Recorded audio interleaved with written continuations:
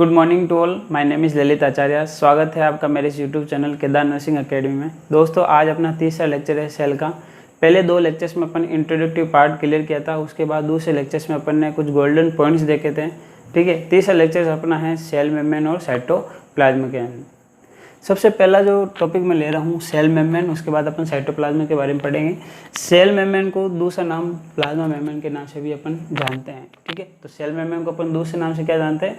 Plasma membrane के नाम से भी जानते हैं। अब जो है इसकी जो थिकनेस है, आपसे पूछा जाए जो सेल मेम्ब्रेन है वो उसकी थिकनेस कितनी है, तो इसका आंसर हो जाएगा 7.5 से 10 नैनोमीटर। तो सेल मेम्ब्रेन की थिकनेस कितनी होती है? वेरी इंपॉर्टेंट पूछा गया क्वेश्चन है। इसका आंसर जाएगा 7.5 से 10 नैनोमीटर।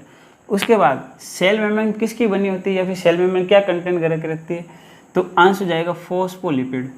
जो सेल मेम्ब्रेन होती है वो फॉस्फोलिपिड से बनी होती है। फॉस्फोलिपिड से बनी होती है आपकी सेल मेम्ब्रेन, फॉस्फोलिपिड से बनी होती है। ये 75% जो है रोल इम्पोर्टेंट प्ले करती है किसके अंदर? सेल मेम्ब्रेन के अंदर। इसमें 20% पाया जाता है आपका कोलेस्ट्रॉल। क्या पाया जाता है? कोलेस्ट्रॉल। 20% जो है आपका क्या पाया जाता है? कोलेस्ट्रॉल। और 5% जो है ग्लूकोप्रोटीन पाया जाता है, जो कि एक प्रकार की शर्करा है। ये 5% जो है आपकी पाई जाती है। तो आपसे मेन जो मेजर मात्रा में जो पाया जा रहा है वो 75% फॉस्फोलिपिड है। तो अगर आपके वन वर्ड में पूछा जाए कि सेल मेम्ब्रेन किसकी बनी होती है, तो आपका आंसर जाएगा फॉस्फोलिपिड की, जो कि 75% कवर करके रखती है। उसके अलावा कोलेस्ट्रॉल यहाँ पे 20% और ग्लूकोप्रोटीन जो है 5% पाया जाता है। First time discovered the cell membrane, first time discovered cell membrane को डिस्कवर किसने किया था? तो इसको डिस्कवर किया गया था कार्ल नेगेली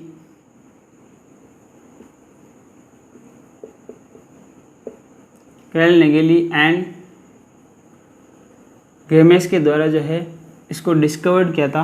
सेल मेम्ब्रेन को फर्स्ट टाइम डिस्कवर्ड किसने किया था? तो कार्ल नेगेली एंड ग्रेवेंस के द्वारा जो है इसको डिस्कवर्ड किया गया था। ठीक है, अब जो है सेल मेम्ब्रेन को समझाने के लिए या फिर सेल मेम्ब्रेन को जो है एक सीक्वेंस में समझाने के लिए जो है सेल मेम्ब्रेन को दो प्रकार से जो है थ्योरी बताई गई थी। दो थ्योरी थी जो सेल मेम्ब्रेन को बताती है। सबसे पहली जो थ्योरी थी वो सैंडविच थ्योरी थी, दूसरी थ्योरी थी फ्लूइड मोज़ेक मॉडल था। सबसे पहली जो थ्योरी थी सैंडविच थ्योरी, ये दी गई थी 1935 के अंदर। कब दी गई थी? 1935 के अंदर जो है सैंडविच थ्योरी दी गई थी, और इसको दिया था डेनिली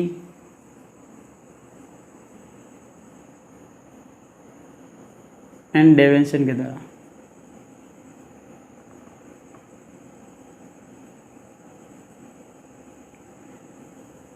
डेनिली एंड डेविसन के द्वारा जो है आपकी सैंडविच थ्योरी दी गई थी, और ये जो थ्योरी थी वो हो गई थी रिजेक्ट।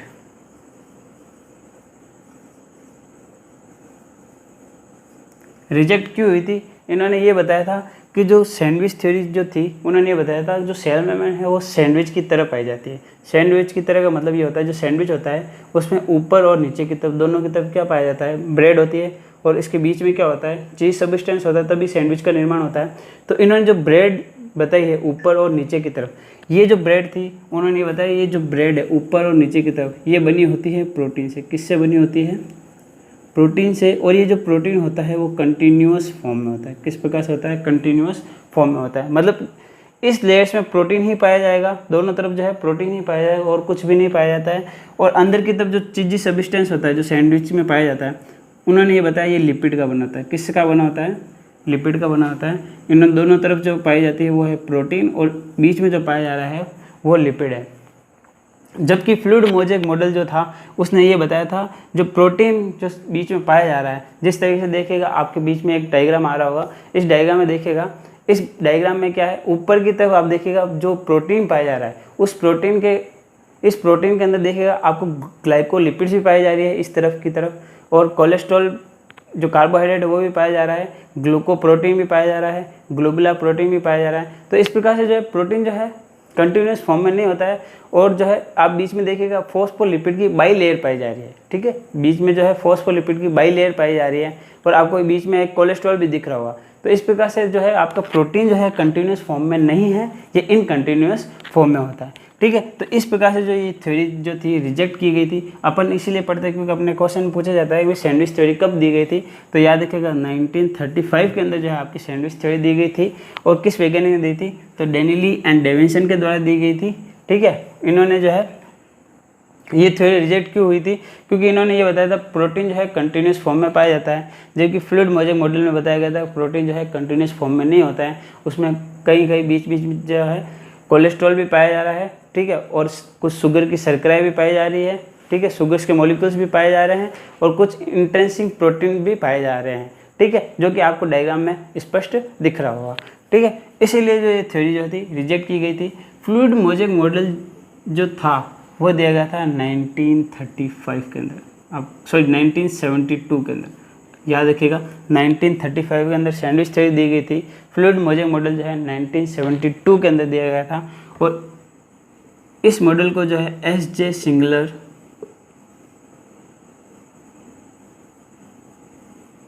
एंड निकोलसन के द्वारा दिया गया था, ठीक है। तो आपसे पूछा जाए फ्लूइड मोज़ेक मॉडल किसने दिया था, तो एस.जे. सिंगलर और निकोलसन ने दिया था। इस मॉडल में जो है इन्होंने बताया था कि बाहर की तरफ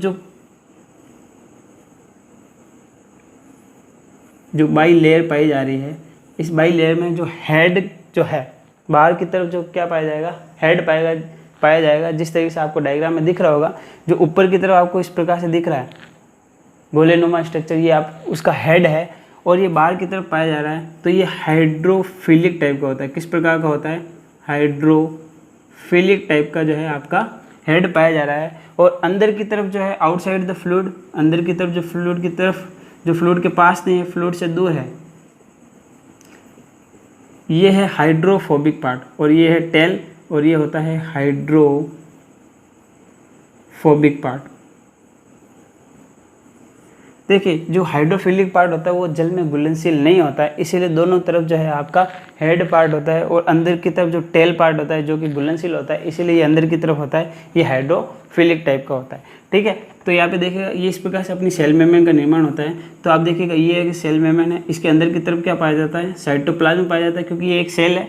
तो सेल के बाहर की तरफ आउटर जो मेम्ब्रेन होती है उसे अपन सेल मेम्ब्रेन बोलते हैं, इसके अंदर की तरफ जो पाया जाता है उसे अपन साइटोप्लाज्म बोलते हैं। तो साइटोप्लाज्म से अटैच कौन सा है, हेड, जो कि घुलनशील नहीं है। और इसकी बाहर की तरफ, सेल के बाहर की तरफ क्या पाया जाता है, एक्स्ट्रा सेलुलर फ्लूइड पाया जाता है, ECF अपन बोलते हैं, एक्स्ट्रा सेल्यूलर फ्लूइड पाया जा रहा है जो कि बाहर की तरफ है। तो यहाँ पे भी हेड पाया जा रहा है, तो बाहर की तरफ भी हेड और अंदर की तरफ भी हेड और इसके बीच में क्या पाया जा रहा है, टेल। इसीलिए जो है ये अंदर वाला जो फ्लूइड है बाहर की फ्लूइड से मिक्स नहीं होता है, ठीक है। इस प्रकार से जो है फ्लूइड मोज़ेक मॉडल जो है ये चीज़ बताने में समर्थ रहा और इसको एक्सेप्ट किया गया है और आज भी जो है इस मॉडल्स को पढ़ा जाता है। तो आपको इस याद रखना है, जो फ्लूइड मोज़ेक मॉडल है 1972 के अंदर दिया गया था और किसने दिया था, एस.जे. सिंगलर एंड निकोलसन के द्वारा। और सैंडविच जो थ्योरी थी वो 1935 के अंदर दी गई थी और किस वैज्ञानिक द्वारा दी गई थी, डेनिली एंड डेविसन के द्वारा। ये सब अपन ने सेल मेम्ब्रेन के बारे में पढ़ा है। अब जो है अपन साइटोप्लाज्म के बारे में अब जो है टॉपिक साइटोप्लाज्म की अगर बात करें तो साइटोप्लाज्म वेरी इंपॉर्टेंट। साइटोप्लाज्म का दूसरा नाम है biological fluid of body, biological fluid of the body के नाम से भी जाना जाता है साइटोप्लाज्म।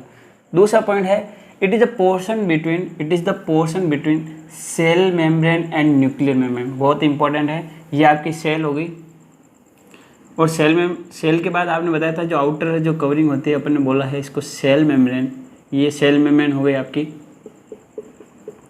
ठीक है। और इसके अंदर पाया जाता है न्यूक्लियस और ये हो गई न्यूक्लियस मेम्ब्रेन, ठीक है।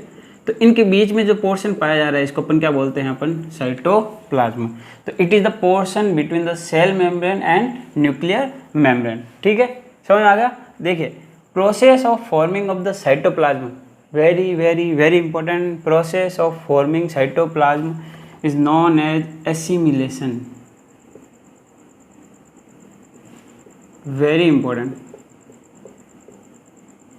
उसे अपन क्या कहेंगे, एसिमिलेशन, ठीक है। नेक्स्ट पूछा गया है nucleoplasm is the fluid portion of nucleus. Nucleus के अंदर पाया जाने वाला फ्लूइड पोर्शन को अपन क्या कहते हैं, न्यूक्लियोप्लाज्म। फ्लूइड न्यूक्लियर प्लाज्म किसे बोला जाता है? Fluid portion of the nucleus. Next है प्रोटोप्लाज्म। प्रोटोप्लाज्म किसे बोला जाता है? प्रोटोप्लाज्म जो है साइटोप्लाज्म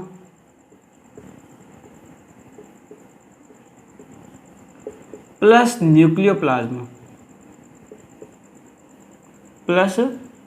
न्यूक्लियोप्लाज्म इन दोनों को मिला के अपन क्या बोलते हैं? प्रोटोप्लाज्म। तो आपसे पूछा जाए प्रोटोप्लाज्म किसे कहते हैं?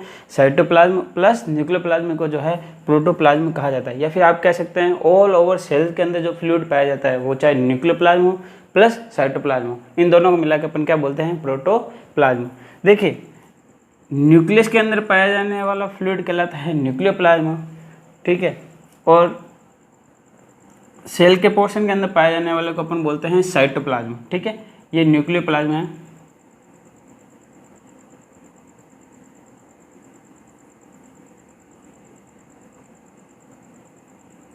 न्यूक्लियोप्लाज्म और साइटोप्लाज्म का रेशियो कितना होता है? आपसे पूछा जाता है, वेरी इंपॉर्टेंट ये क्वेश्चन पूछा गया है कि न्यूक्लियोप्लाज्म और साइटोप्लाज्म का रेशियो कितना होता है। तो न्यूक्लियोप्लाज्म और साइटोप्लाज्म का जो रेशियो होता है 1:4 या फिर अपन कह सकते हैं 1:6 इसका रेशियो पाया जाता है। Very important. और एक और important point, in case of cancer के केस में जो ये रेशियो है वो हो जाता है 1:1। हमेशा याद रखना, जो साइटोप्लाज्म है और न्यूक्लियोप्लाज्म का जो रेशियो है कैंसर के अंदर 1:1 हो जाता है। नॉर्मली जो होता है 1:4 या फिर 1:6 माना जाता है। Next, cytoplasm allow the movements substance within the cell by the process termed as. Cytoplasm जो होता है वो मूवमेंट हेल्प करता है सब्सटेंस, जो उसके अंदर जो सब्सटेंस पाया जाता है उनके मूवमेंट के लिए, और उससे अपन बोलते हैं साइटोप्लाज्मिक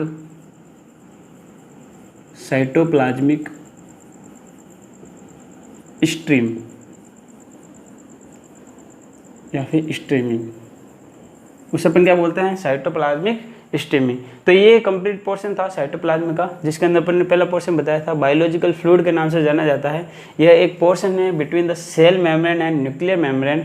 उसके बाद process of the forming of the cytoplasm, cytoplasm के बनने की क्रिया को अपन एसिमिलेशन के नाम से जानते हैं।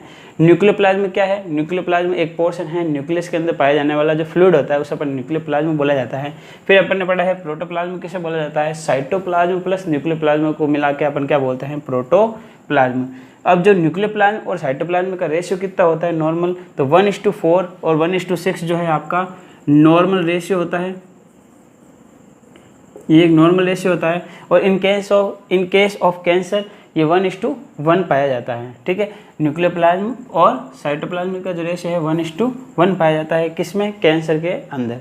फिर नेक्स्ट पॉइंट था साइटोप्लाज्म अलाउ करता है मूवमेंट के लिए, जो सब्सटेंस उसके अंदर पाया जाता है उसे अपन कहते हैं साइटोप्लाज्मिक स्ट्रीमिंग। तो आज जो लेक्चर्स था उसके अंदर अपन ने सेल मेम्ब्रेन कंप्लीट किया है, साइटोप्लाज्म को कंप्लीट किया है। नेक्स्ट लेक्चर में अपन सेल में पाए जाने वाले और ऑर्गेनेल्स के बारे में अपन डिस्कस करेंगे। That's all for today. Thank you so much.